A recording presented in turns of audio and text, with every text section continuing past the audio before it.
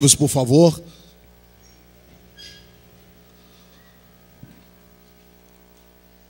Livro de Atos dos Apóstolos.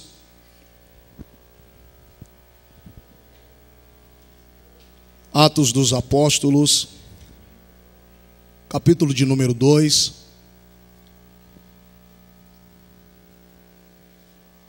Nós estaremos lendo apenas um versículo para uma reflexão nesta noite missionária.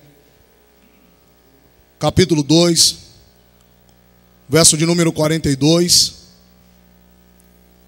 Enquanto os irmãos estão encontrando o texto, quero fazer menção da minha gratidão a Deus por esta oportunidade de poder aqui cooperar neste culto. Quero louvar a Deus pela vida da minha eterna namorada, que me faço acompanhado dela, está sentado ali no fundo. Deus abençoe, meu bem. Meu filho já está na escolinha.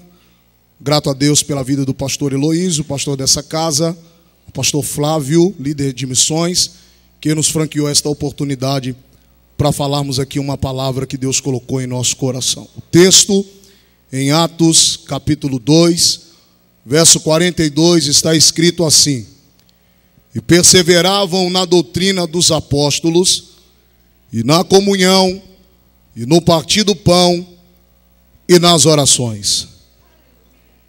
E perseveravam na doutrina dos apóstolos, na comunhão, no partir do pão, e nas orações. Você pode dizer um amém por essa palavra? Bem, o texto que nós acabamos de ler fala-nos sobre 4 pilares que sustentou o crescimento da igreja primitiva. E é sobre esses 4 pilares que eu gostaria de falar com os irmãos nesta noite, na oportunidade que me foi dada. Falar de missões, claro, é sempre bom lembrar as obras dos nossos patriarcas, dos missionários que estão no campo, todos aqueles que trabalham fecundamente na obra do Senhor. Mas quando eu comecei a orar ao Senhor, desde então que me foi feito o convite, eu pedi ao Senhor que falasse ao meu coração uma palavra que de fato pudesse despertar em nós alguma coisa. E o Senhor me direcionou nesse texto, bastante conhecido, mas nos traz algumas lições. Nós estamos diante de um texto que Lucas aqui registra.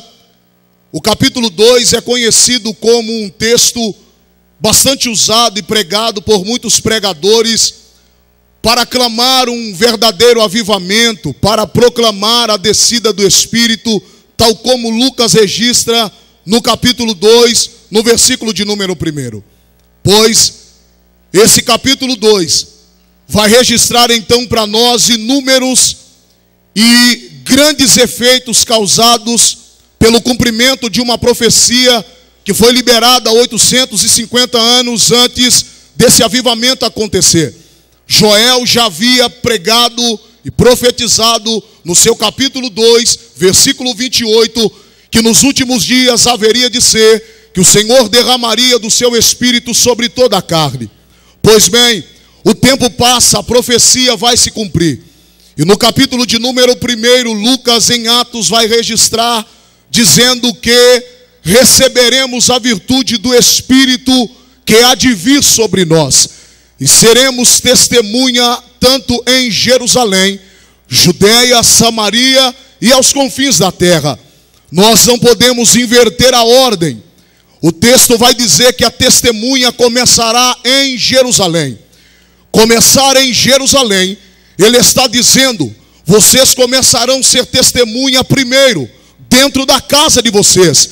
E quando eu começo a falar ser testemunha dentro de casa, eu não estou falando somente dentro do meu lar, com a minha esposa, com meus filhos e com quem me conhece intimamente. Quando o texto diz que começarão a ser testemunha primeiro em Jerusalém, ele estava dizendo, começa a cuidar primeiro dos seus irmãos na fé. Começa a cuidar primeiro daqueles que professam a mesma fé que você. Você não pode começar invertendo a ordem. Você não pode começar missões primeiro pelos confins da terra, Samaria e Judeia, e depois querer cuidar de Jerusalém. Não, você começa primeiro cuidando de quem está em Jerusalém. Alguém já está entendendo o que eu estou começando a falar? O interessante não é sair voando por aí, pregando, falando, fazendo e deixando os seus compatriotas passando necessidade.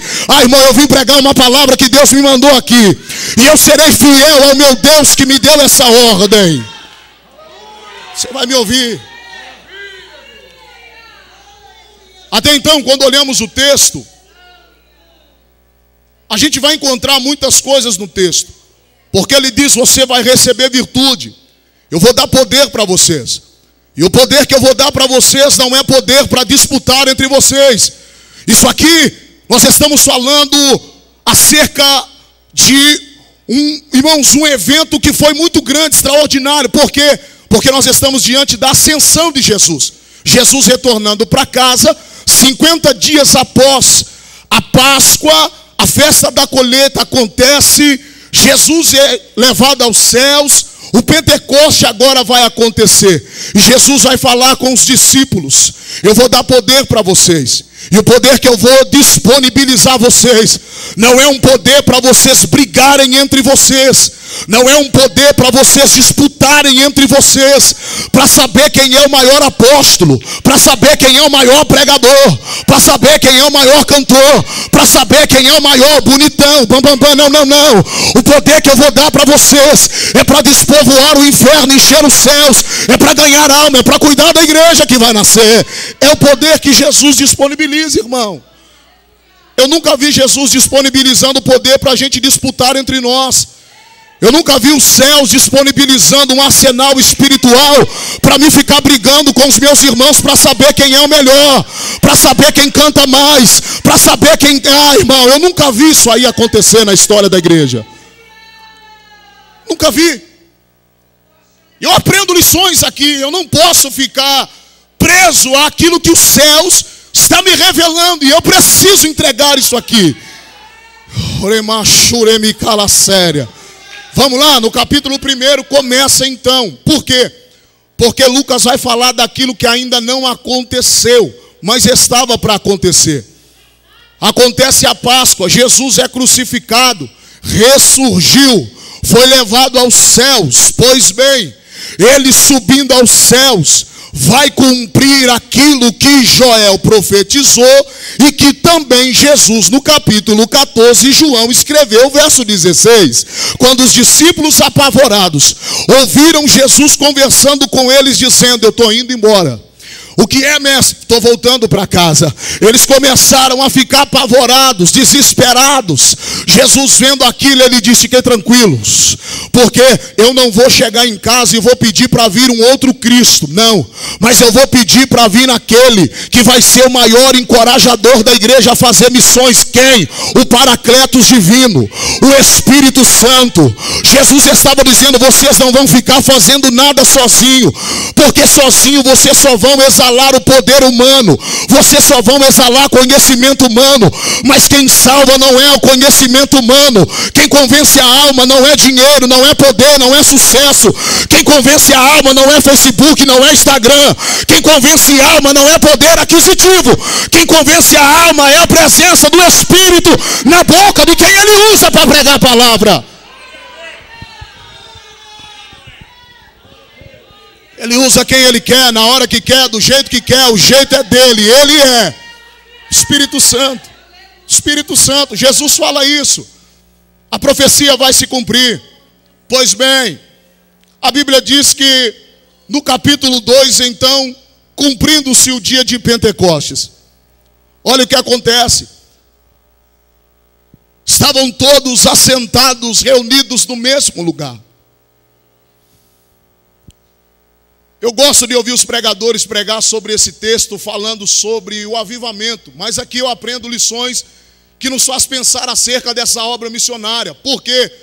Porque ao nascer a igreja primitiva, nós iremos entender que o Espírito, o poder, essa unção liberada dos céus, não veio para a humanidade para simplesmente vivermos pulando dentro da igreja, sapateando, rodopiando, falando em outras línguas e não ter um resultado, um efeito sobre isso. Não, nós vamos aprender aqui no texto um pouquinho.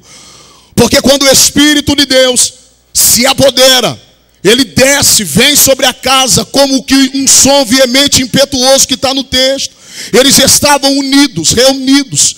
E há uma palavra que um pastor sempre dizia, que não basta só estar juntos, é preciso estar entrelaçados. Eu gosto dessa expressão, porque estar junto é uma coisa, irmão, estar entrelaçado é outra. Estar entrelaçado expressa a expressão do grego koinonia, não tem nada a ver com só estar junto. Está junto, todo mundo está junto no meio de uma multidão todo dia, mas o negócio é estar em koinonia, em comunhão. Era o que aconteceu antes do Espírito vir. Ele pousou num lugar onde todo mundo pensava a mesma coisa, aonde todo mundo sentia a mesma coisa, aonde todo mundo tinha tudo em comum. Como? Estava todo mundo orando. O grupo era grande, mas a desistência de alguns aconteceu. E é isso que eu começo a pensar. Muitos começaram aquele negócio todo, vamos, conta comigo, bate nas costas, estamos juntos. Aquela expressão velha, não, estamos fechados.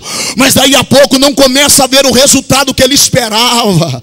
Aí começa a desistir, começa a sair um grupinho, sai outro grupinho.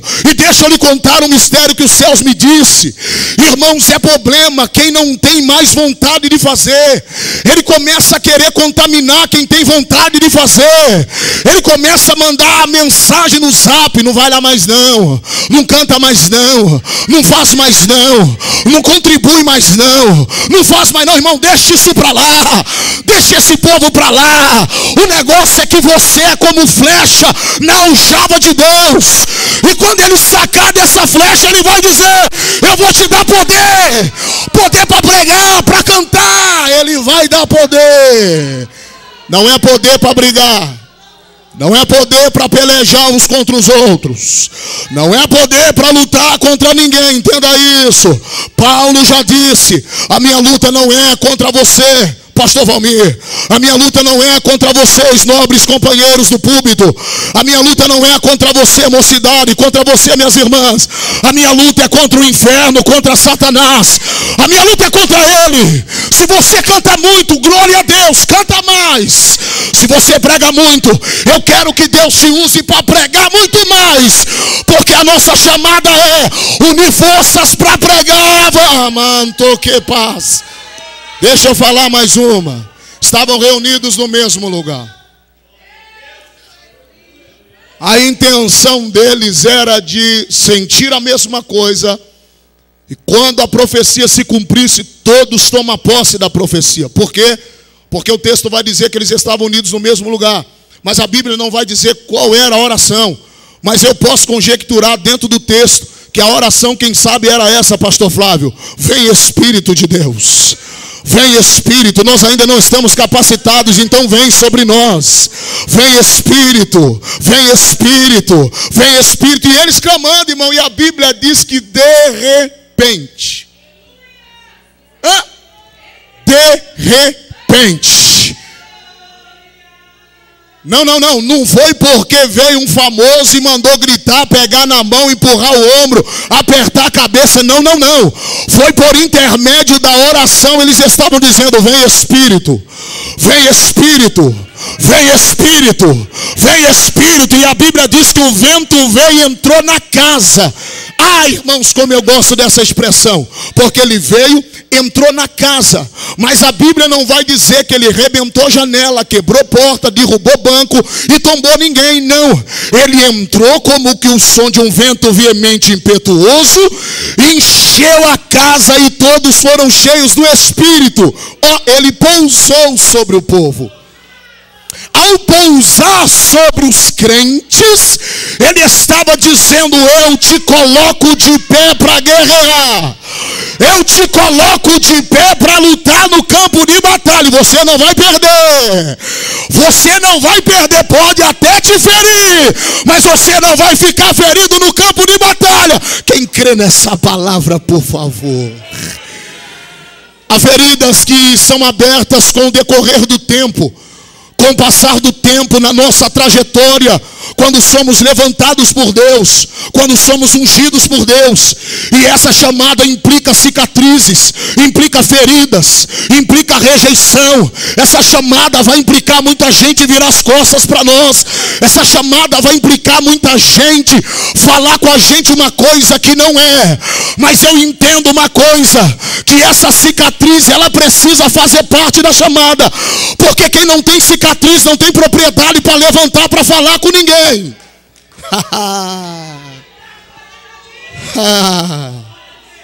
Oh meu Deus, eu sinto uma graça repousar nesse quartel general hoje aqui. E tem soldados que estão com feridas abertas, que já não querem mais pregar, já não querem mais cantar, já não querem mais fazer como fazia antes. Mas existe uma ordem de Deus hoje aqui. Existe uma ordem de Deus. No campo de batalha você está aqui. E esse lugar foi o lugar que Deus estabeleceu. E que lugar é esse? Vou lhe pregar. Chama-se Jerusalém. O Espírito vem e pousa sobre o povo. Todo mundo começa a falar em mistério, irmão. Imagina que coisa linda o cenário.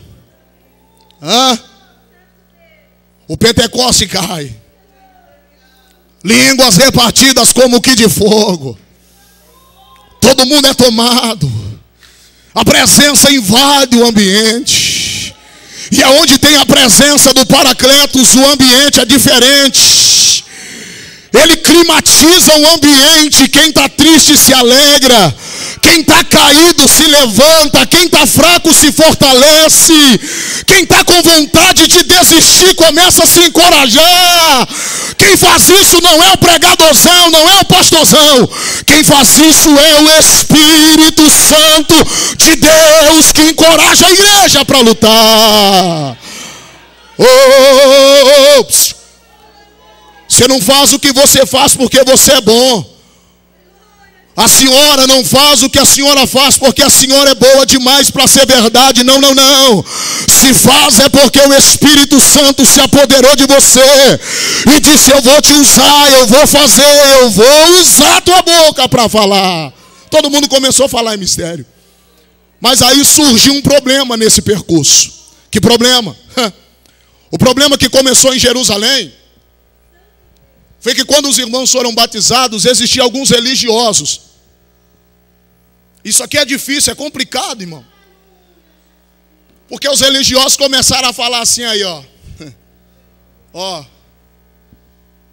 Essa hora, já estão meio que ir para lá. Já tomaram alguma coisa.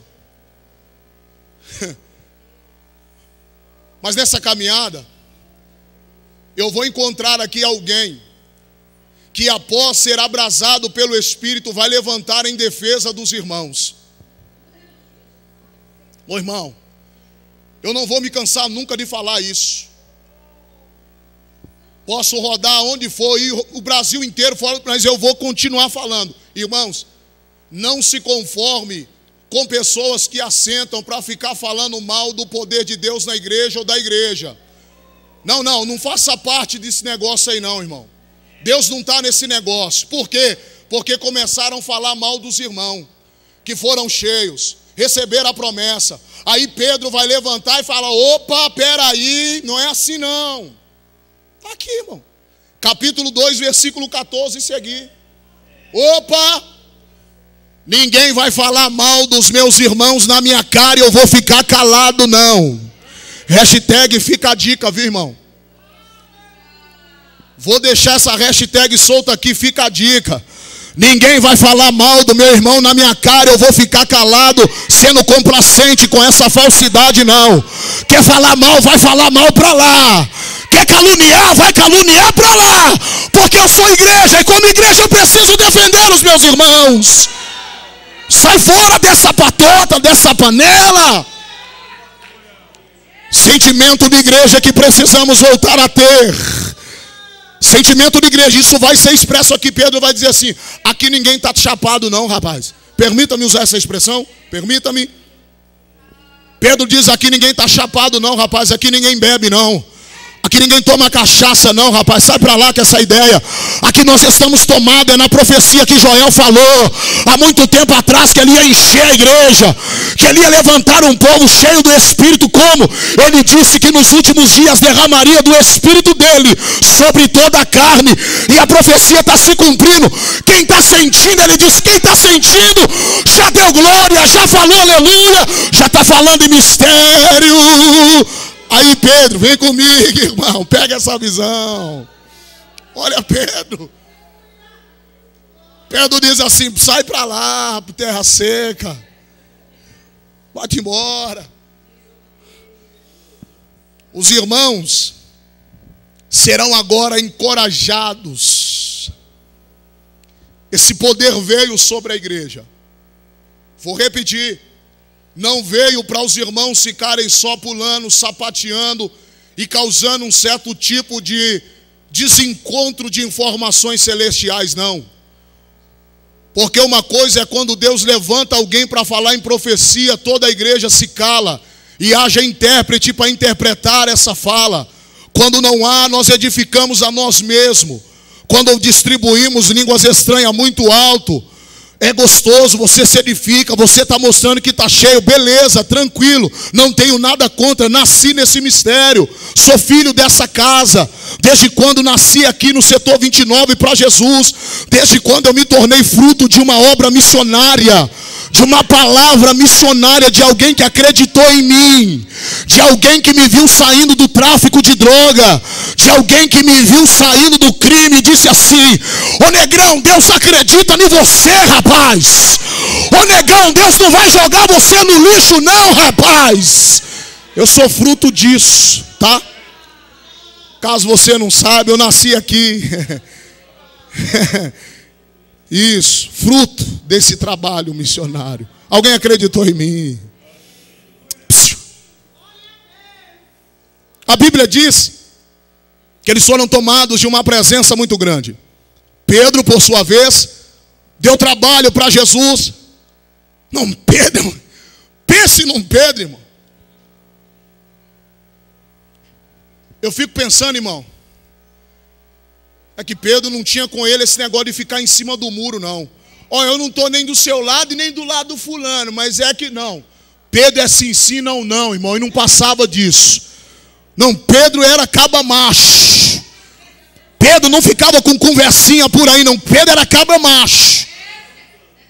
Hã? Não sei, irmão. Não sei. Se ele era mineiro, não sei. Pastor. Mineiro, não era? Eu sei porque eu sou mineiro junto com o pastor. Mal você está comigo ou não? A Bíblia diz que Pedro levanta, defende a igreja. Ele se levanta numa causa apologética, dizendo, eu saio em defesa da fé dos meus irmãos. Aí quando ele sai em defesa, alguns olham e dizem, esse aí é o Pedro? Aquele Pedro lá, ele disse, é ele mesmo, rapaz, esse Pedro está diferente. Esse Pedro está com uma palavra diferente agora, rapaz. Esse Pedro está exalando uma essência que não é dele, é diferente, rapaz.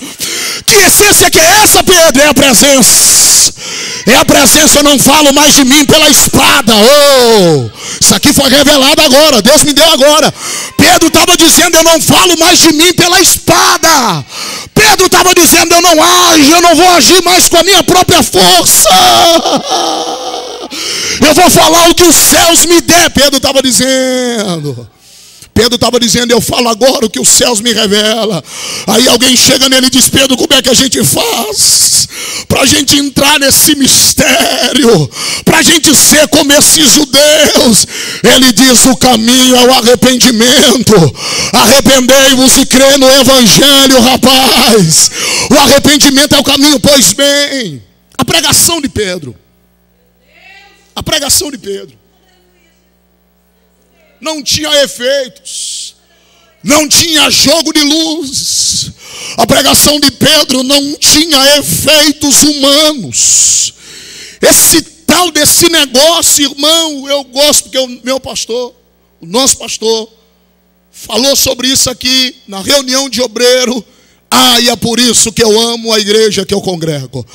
Ele diz, irmão, não precisa ficar toda hora mandando olhar um na cara do outro, pegar na mão do outro, chacoalha o outro até ele ficar nervoso, balança o outro até ele falar, ai, não precisa. Pedro não fez nada disso. Pedro simplesmente pregou a palavra e diz, ei, Jesus, ele veio, ele curou, salvou, batizou, morreu na cruz, pagou o preço. Quando ele estava perto de perder o fôlego de vida, ele simplesmente disse, tetelestai. Ele estava dizendo, está consumado, Pai. Eu já fiz o que o Senhor me mandou, agora salve esse povo. Pedro pregou a mensagem genuína. O que aconteceu? Quase 3.000 almas deram início à igreja primitiva. A igreja começou forte demais. A igreja começou forte, mas como assim? Eles pegaram a visão do que é evangelho. E é aqui que eu entro nesse capítulo 2, versículo 42, tá? Eles foram cheios, falaram em línguas, rodopiaram, porque ninguém consegue se controlar. Quando o Espírito se apodera do homem, ele faz mesmo porque ele é. Eles agora começam a ouvir a pregação do pastor Pedro. O que Pedro vai agora dizer, meus irmãos? Existem alguns segredos para a nossa igreja continuar crescendo fecundamente. Existem segredos para a nossa igreja continuar tendo salvação de almas. Pedro vai iniciar falando sobre o primeiro pilar do crescimento. O primeiro pilar do crescimento, no capítulo 2, versículo 42, ele diz, e perseveravam na doutrina dos apóstolos. Quando Pedro fala perseveravam na doutrina, Pedro não estava falando e perseveravam nos usos e costumes locais e transitórios. Não. Doutrina não é aquilo que muitos estão dizendo por aí. Que doutrina é a roupa que eu uso, é o batom que as irmãs passam, é a chapinha que passa, é a... Não. A doutrina que ele está falando, doutrina no seu original quer dizer ensinamento. Ele estava dizendo e perseveravam em conhecer a Escritura. E perseveravam em aprender a palavra. Ele estava dizendo assim, irmão, não come qualquer coisa não. Ele estava dizendo para nós crescermos uma igreja sadia. Não sai por aí comendo qualquer mexido não, qualquer comida requentada não. Não sai por aí abraçando modinha de pregador não. Não sai por aí abraçando muita coisinha não. Abraça a Escritura, abraça a palavra, come ela dia e noite. Lembra que foi que o próprio Deus falou com Josué. Josué, come do livro, não aparta dele nem um minuto, de dia e de noite, come mesmo. Come a palavra, vive a palavra, bebe a palavra, caminha com a palavra, utiliza da palavra. Ele estava dizendo, cresceram na doutrina, no ensinamento, no conhecimento da palavra. Ele estava dizendo, quem conhece a palavra não anda enganado por aí. Quem conhece a palavra não sai por aí sendo levado como vento, não, folha não. Quem conhece a palavra vai conseguir prosseguir no chamado que Deus fez. Olha aqui a igreja, irmão. A igreja não vai ficar vivendo só de ré-plé-plé.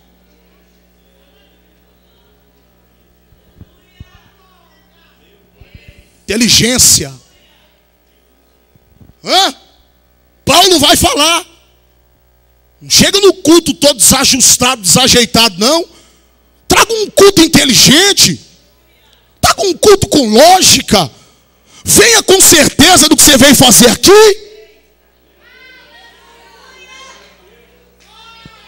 Estava dizendo, gente, quem conhece a palavra não fica cometendo erro um atrás do outro, não. Quem conhece a palavra entra no caminho da submissão, da obediência. Quem conhece a palavra não fica causando criacas no meio da igreja. Quem conhece a palavra vai entender o propósito do evangelho. É eu lutando com você, é eu fechando com vocês, é eu abraçando a causa do ministério. Não é eu remando contra, não é eu falando contra, não é eu lutando contra. A igreja cresce quando todo mundo está no mesmo rumo, irmão. E é a palavra que nos direciona o caminho exato. Quer ver outra aqui? que eu citei ainda há pouco. Ele diz: perseveravam no conhecer a palavra. Segundo, perseveravam na koinonia.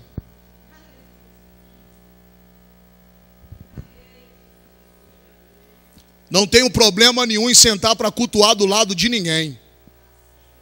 Eu não tenho lugar carimbado, porque aqui não é a prefeitura para me ter cargo concursado. Eu sento do lado de quem for, porque eu tenho paz e koinonia com os irmãos. É isso aqui que ele está dizendo. Irmão, vamos entender o negócio, rapaz. Não adianta a gente ficar enfeitando, ficar cheio de 9 horas na Bíblia, não, irmão. É a Bíblia. Estava dizendo, eles só cresceram porque todo mundo tinha o mesmo desejo. Não tinha problema de assentar, de cantar do lado. Eu não precisava ficar marcando meu lugarzinho. Eu vou sentar do lado do Valmir todo culto. Porque com ele eu tenho afinidade, com ele eu tenho intimidade, com ele eu tenho amizade, com ele eu tenho... Não. Se eu tiver comunhão só com você, irmão, eu estou todo errado aqui. Estou todo errado aqui. E é daqui que começa a nascer, irmãos. Permita-me te usar como esse exemplo. É daqui que começa a partir as pelejas entre nós. Que eu quero só estar do lado de quem me convém. A igreja não é isso. Se Jesus quisesse ficar só do lado de quem convinha a ele, ai, o que seria de mim e de você, rapaz? Primeiro, porque Jesus não nasceu lá no Morumbi, nasceu na manjedoura. Primeiro, porque Jesus não gostava de ficar só lá no Plaza. Ele gostava de ir lá na Vila São Pedro também, no gueto. Estou pregando para você entender o negócio, filho. Jesus gostava de gente simples.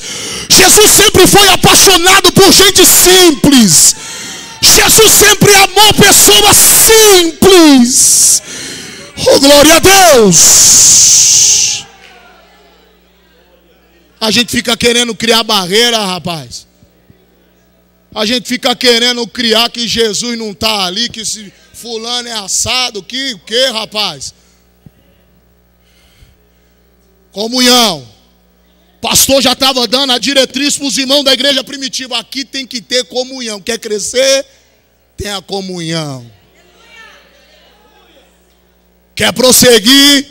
Tenha comunhão. Sentiu que tem alguma coisinha entre você e a irmã? Vai lá e quebra essa barreira rápido antes de criar raiz. Está entendendo ou não? Sentiu que tem uma rusga? Quebra esse trem, rapaz. Olha na cara, olha no olho. Varão, eu estou sentindo que tem um negócio entre nós. E aí, tem algum problema? Eu pequei contra o irmão, fiz alguma coisa? Olha no meu olho. Fala comigo. Não precisa sair falando para ninguém, falando mal de mim, denegrindo a minha imagem, tentando queimar por pessoas que nem conhecem direito. O negócio funciona assim, irmão. Tem gente que nunca conversou com você, Renata, mas chega aqui, alguém vai lá inflamar, diz: a Renata é a maior mitidona. Aí a pessoa nunca conversou com você e diz assim: não converso com a Renata porque fulano falou que ela é a maior metida. Mas nunca conversou com a Renata para saber quem é a Renata. Sabe o que é isso, irmão? É pessoas que estão sem comunhão e não tem coragem de falar na cara. Eu preciso entender esse evangelho. Eu preciso entender. Eu não vim com medo de lutar, não, irmão. Jesus me pôs nesse campo de batalha, foi para lutar, mas para lutar contra o inferno, que está tentando acabar com a comunhão da igreja, está tentando impedir o crescimento dessa igreja. Mas eu tenho uma promessa de Deus, que as portas do inferno não prevalecerão contra a igreja do Senhor. Quem crê na promessa, quem crê na promessa, essa igreja vai crescer. Quem crê na promessa, o setor vai crescer. Quem crê na promessa, missões vai crescer, vai. Vou terminar, os meus minutos já me mandam parar. 4 pilares: ensinamento da palavra, koinonia, partir do pão. Isso vem entrelaçado a koinonia com o partir do pão.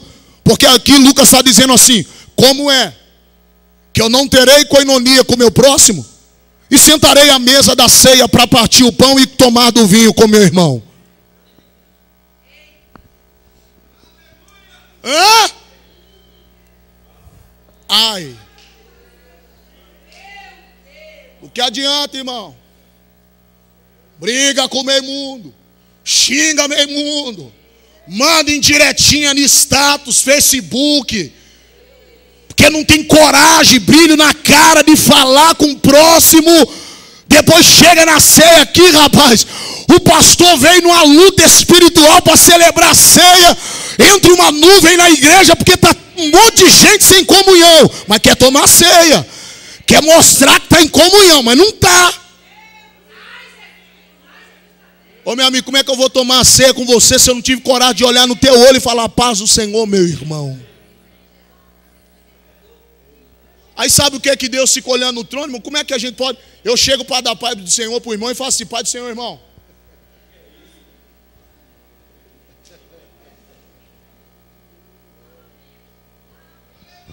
Ele disse, esse terceiro pilar aqui vai pesar muito. É por isso que Jesus falou, se tiver algum problema entre você e o irmão, deixa a tua oferta. Deixa a tua oferta. Vai lá se acertar com o irmão. Oh meu Deus. William, por que você está falando isso aqui? Porque não adianta a gente querer fazer missões lá do outro lado da América se aqui entre nós está desajustado não, viu? Quer falar lá na outra América? Fala aqui primeiro para os seus irmãos gostar de eu te ouvir. Quer fazer missões primeiro lá do outro lado do oceano? Faça aqui primeiro. Diga que ama o teu próximo. Não deixe o teu próximo padecendo do seu lado e você ficar sendo omisso. Não deixe o teu próximo com vontade de tomar uma garrafa de água e você tendo 10 na sua casa não tem coragem de dar. Estou pensando que missões é só passaporte, é avião, é navio submarino, é hotel 5 estrelas, é nada, rapaz. A missão começa em Jerusalém. Jerusalém. Jerusalém é minha casa. Jerusalém é onde eu sou curado. Jerusalém é onde eu sou renovado. Jerusalém é onde eu sou restaurado. Jerusalém é onde Deus fala. Jerusalém é onde Deus levanta. Jerusalém é onde Deus sara a ferida. Jerusalém é onde Deus prepara a igreja. Jerusalém é onde nasceu a igreja. Vou terminar.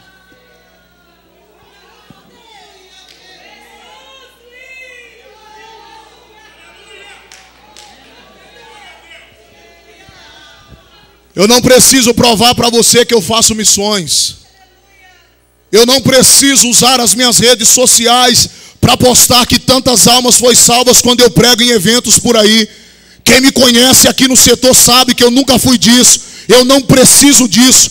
O meu ministério não está pautado nem curtida em Facebook, em Instagram. O meu ministério está pautado no sangue que foi vertido na cruz. Eu não preciso fazer propaganda do meu ministério como se eu fosse uma mercadoria à venda. Não, não, não. Eu tenho certeza da minha chamada. Eu tenho certeza do timbre de voz que os céus me deu. Então a obra missionária está queimando. Mas eu preciso entender que a obra começa aqui em Jerusalém, aonde eu moro, aonde eu congrego, aonde eu convivo, aonde eu tenho meus irmãos. Sabe, irmão? Se quer ação missionária mais linda, vocês fizeram isso. Há 1 ano atrás, quando meu filho faleceu, todo o setor estava lá no cemitério chorando comigo na beira do caixão dele, cantando hino de louvores. A uma Desme chegou lá cantando com muita autoridade. Os meus familiares que vieram de Minas, que não são crentes, saíram daqui impactados, dizendo que lugar que o nosso filho foi parar, que igreja linda, que responsabilidade. Isso é obra missionária. Quando um dos soldados no quartel estava ferido, todos lá estavam chorando com ele a ferida dele. Você talvez não soube, mas eu tive aproximadamente 2.000 pessoas que passaram por ali, que choraram comigo a morte do meu primogênito. E a palavra que eu ouvia era essa: Aniceto, você não está sozinho. Deus está com você, mas existem irmãos que estão com você nessa peleja. Isso é que eu consigo entender o papel da igreja. Quer ver o último pilar? A oração. Doutrina dos apóstolos, comunhão, partir do pão e oração. Foi 4 pilares que sustentou a igreja primitiva e fez ela ir crescendo para chegarmos aonde estamos hoje. E vou encerrar dizendo: não serei eu que serei alguém que impedirei ou tentará impedir o crescimento dessa igreja. Não, não, não. Eu quero ser uma ferramenta para contribuir para o crescimento dessa obra. Ei, não, eu não posso ser um impasse. Eu preciso ser um veículo que Deus vai usar para vidas chegarem no altar, para a família ser restaurada, para a obra ser propagada, o nome do Senhor ser glorificado. Guarda isso. O poder que veio sobre nós veio para trazer consciência e responsabilidade aos irmãos da igreja. Por quê? Porque quem padecia necessidade, quem tinha muito vendia parte do que tinha para dividir com quem não tinha. Uma certa feita eu ouvi, para terminar e devolver ao pastor. Uma certa feita eu ouvi um pregador, e ele disse assim para mim, ele falou comigo, não foi em pregações, ele falou comigo no particular: Negrão, Deus vai te abençoar muito. E quando você tiver 2 túnicas, tira uma e divide com quem não tem nada. E aí, para testar esse camarada, uma certa feita, Deus me pôs numa situação, 5 anos desempregado, pagando aluguel. Estava com um acúmulo de quase 5 mil reais de aluguel atrasado. E eu cheguei nele e disse assim: pregador, você tem umas 10 túnicas, tem como você me emprestar uma para eu pagar meu aluguel, me arrumar uma? Ele disse assim: não tem não, varão, tá complicado, tá estranho. E o camarada comendo bem, vestindo bem, dizendo para mim assim: divide o que você tem, negrão. E quando eu precisei, eu vi que o papel da igreja não era só falácias. Eu entendi que o papel da igreja é mais atitude do que palavra. Eu preciso agir mais do que falar. Então pensa antes de você abrir a boca para falar. E quando falar, fale com responsabilidade e sustenta aquilo que você falar. Não prometa o que você não vai conseguir cumprir. Nós somos igreja, a igreja é um corpo. Oh meu Deus, a cabeça é Cristo. Ele pensa, mas Ele nos dá recurso e estratégia para trabalhar. Guarda esses 4 pilares: ensinamento, koinonia, partir do pão, cerimônia, celebrar a ceia com alma limpa, com consciência tranquila e continuar orando uns pelos outros.